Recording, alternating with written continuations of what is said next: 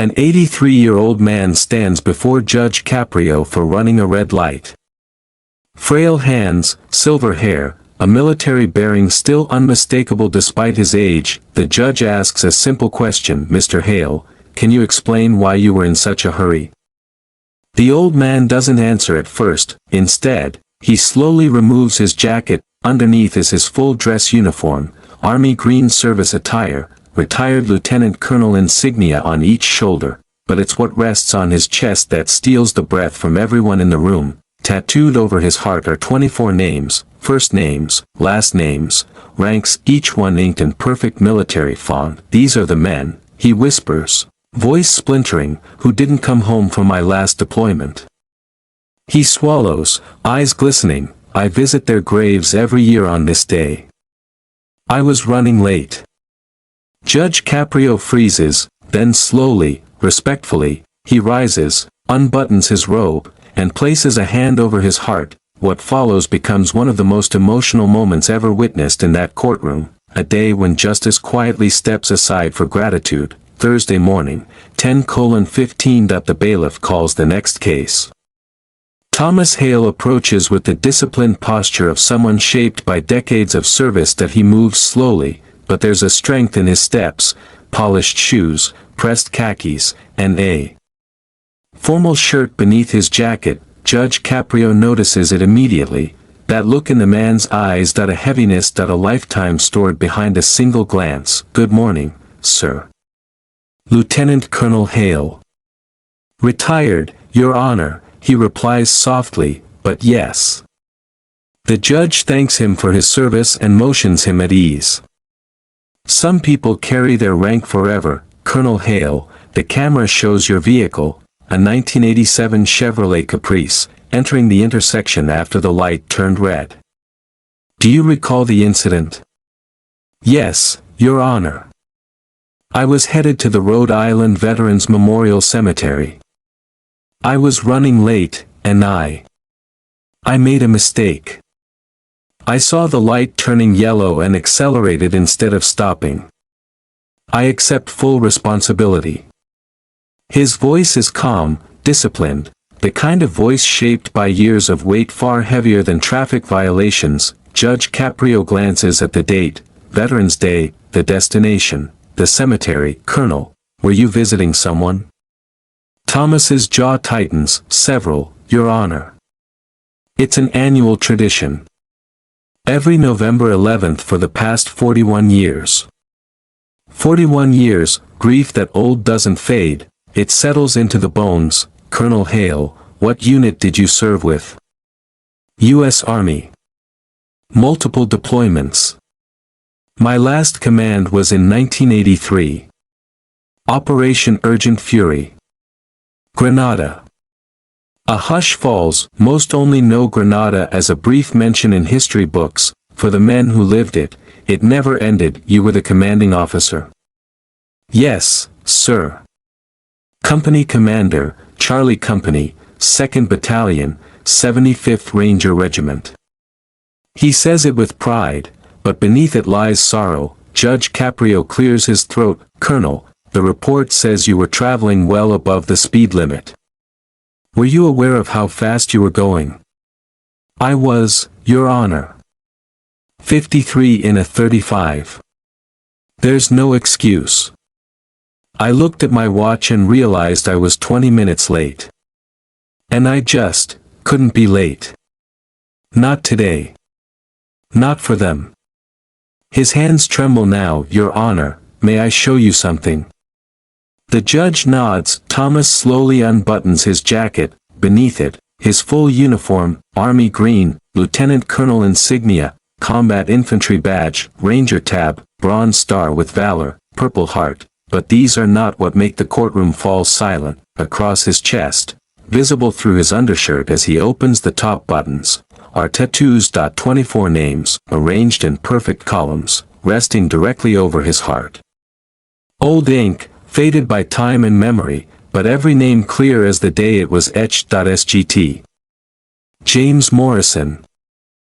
CPL David Chen, PFC Michael Rodriguez, SPC Robert Williams, SGT Anthony Bennett, CPL Kevin O'Brien, the list goes on. 24 names in total. 24 men. Thomas's voice is barely above a whisper, but in the hushed courtroom, every word is heard. These are my men, Your Honor. Charlie Company, 2nd Battalion, 75th Rangers. Operation Urgent Fury, Grenada, October 25, 1983. We were tasked with securing Point Salinas Airport. We fast-roped from helicopters under heavy fire. His hand moves unconsciously to his chest, touching the names through his shirt. I was the company commander. 143 men under my command. We took fire immediately upon landing, anti-aircraft, small arms, RPGs, chaos. Judge Caprio rises without realizing it. The entire courtroom is frozen. I made tactical decisions that day. Split my forces to secure multiple objectives simultaneously. I sent 3rd Platoon to the eastern hangar. His finger traces the names on his chest. Morrison, Chen, Rodriguez, Williams. They ran into a fortified position we didn't know was there. I sent 2nd Platoon to secure the fuel depot. More names. Bennett, O'Brien, Jackson, Martinez. They took RPG fire. Direct hit on their position. His voice shakes, but he continues. 1st Platoon encountered civilians being used as human shields. I ordered them to hold fire and find another approach. But that delay meant they were exposed. He pauses, collecting himself. Davis, Thompson, Anderson, Brooks. 24 men didn't come home with me, Your Honor. 24 men who followed my orders, trusted my command, believed I would bring them home safely. A woman in the gallery cries openly. A man in a Vietnam veteran's cap bows his head. After the operation, after the funerals, after the medals they awarded me for successful command, his words carry bitter irony. I went to a tattoo artist. I had him ink all 24 names over my heart because that's where I carry them every single day, for 41 years. Every Veterans Day, I visit their graves, all 24 of them. Some in Rhode Island, some in Massachusetts, Connecticut, New York. I drive to each one. I stand at attention. I salute. I tell them I'm sorry. I tell them they're not forgotten. Thomas's composure cracks. Tears streak his weathered face. This morning, I woke at 5, like every November 11th. I put on my dress uniform, planned my route to visit all 24 graves. But my car, my '87 Caprice, the same model I drove the year they died, wouldn't start. Battery dead. By the time it was jumped and running, I was already an hour behind. I was rushing. Not thinking clearly.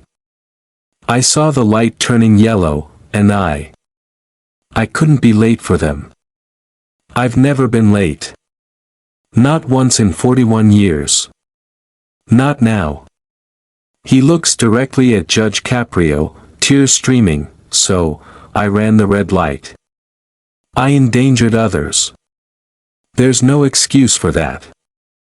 I tell myself I was hurrying for them, but the truth is, they would be ashamed of me for being reckless, for putting others at risk. I accept whatever penalty you give me, Your Honor. I deserve it. But please understand, I wasn't rushing to a meeting. I wasn't rushing to an appointment. I was rushing to honor men who died because of orders I gave. The courtroom is silent. Except for the sound of quiet crying, Judge Frank Caprio stands still, staring at the 24 names tattooed over this old soldier's heart. At the purple heart indicating he himself was wounded. At the bronze star with valor. At a man who has carried grief and guilt for 41 years, Then, slowly, deliberately, Judge Caprio does something he has never done in over 3 decades on the bench. He reaches up and begins unbuttoning his judicial robe. The bailiff looks confused. The clerk's eyes widen. This is unprecedented. Every Veterans Day, I visit James's grave. And every year, there are fresh flowers already there from you. For decades, you've placed flowers on my son's grave before I arrive. You've never forgotten him. Both men are sobbing now. Frank embraces Thomas. Thank you for carrying him. Thank you for remembering. Thank you for visiting. You didn't have to do that, but you did. For years, Judge Caprio wipes his eyes. The bailiff is crying. The entire courtroom is overcome. A woman stands. I'm Maria Chen. My husband, David, Corporal David Chen, he's the second name. Colonel, I remarried eventually. I have grandchildren now. But I've never forgotten David. And I've never forgotten that every year his grave has flowers on Veterans Day. I didn't know until today that it was you. Another person rises. Robert Williams was my brother. Thank you, Colonel. Another, Anthony Bennett's niece, speaks softly. He was my uncle. We always noticed the flowers. Thank you. One by one, family members of the fallen rise. Not all of them. Some families have passed, some moved away, but 7 families are here. 7 families who have received flowers on their loved ones' graves for decades, never knowing who left them. Thomas is surrounded by hugs, tears, and thanks. Judge Caprio steps down. Colonel, your car battery died this morning. How are you getting to the cemeteries? I have my route planned, Your Honor. I'll drive straight from here. I'm already behind, but I'll visit all 24 before nightfall. No, you won't. Not alone. Judge Caprio pulls out his phone and starts calling. Within minutes, something extraordinary happens. 15 cars arrive at the courthouse. Veterans, active duty soldiers, family members of the fallen, police officers offering an escort. Colonel Hale, we're going with you. All of them. You've done this alone for decades. Not today. Today, you have company. A convoy forms behind Thomas's 87 Caprice. Police lights flash, American flags wave from several vehicles. They visit every grave. At each one, Thomas stands at attention in his dress uniform, saluting. Judge Caprio and everyone else stand in silent respect. At James Morrison's grave, Frank Morrison stands beside Thomas. Both men salute together. The local news covers it. The story goes viral. Comments pour in from around the world. An 83-year-old colonel carrying 24 names on his chest for decades. A judge removing his robe to salute. This is what honor looks like. The next day, the Providence Veterans Center receives thousands in donations, with notes honoring Colonel Hale and the 24 who didn't come home. A month later, a memorial is erected at Point Salinas Airport in Grenada. 24 names, the same as those on Thomas's chest. The dedication reads, "In memory of those who fell, never forgotten by their commander or their country." The following Veterans Day, Judge Caprio keeps his promise. He accompanies Thomas to every grave. 15 others join. It becomes an annual tradition. Thomas is never alone again. Years later, Thomas Hale passes away peacefully. His funeral is attended by hundreds. The families of all 24 are there. Judge Caprio delivers a eulogy. Thomas is buried with full military honors at Rhode Island Veterans Memorial Cemetery, his grave placed among 7 of the men he carried in his heart. Even in death, He is with them every Veterans Day. Flowers appear on all 24 graves, now from Judge Caprio, the families, and strangers who heard the story. Thomas's tradition continues. On his grave, someone always leaves a note. The 24 are remembered. Rest easy, Colonel. You can finally rest. Thomas Hale walked into court expecting a fine. He left with his citation dismissed, his sacrifice honored, and a judge who removed his robe to salute him. Some days, the law takes a back seat to gratitude. Some traffic violations don't deserve punishment, they deserve understanding.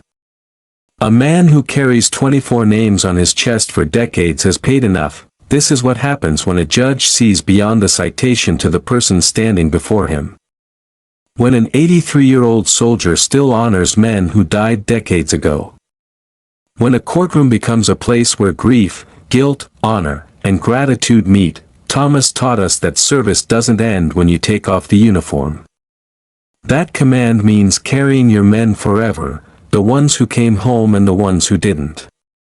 Some debts can never be repaid, only honored. Share this if you believe we can never thank veterans enough.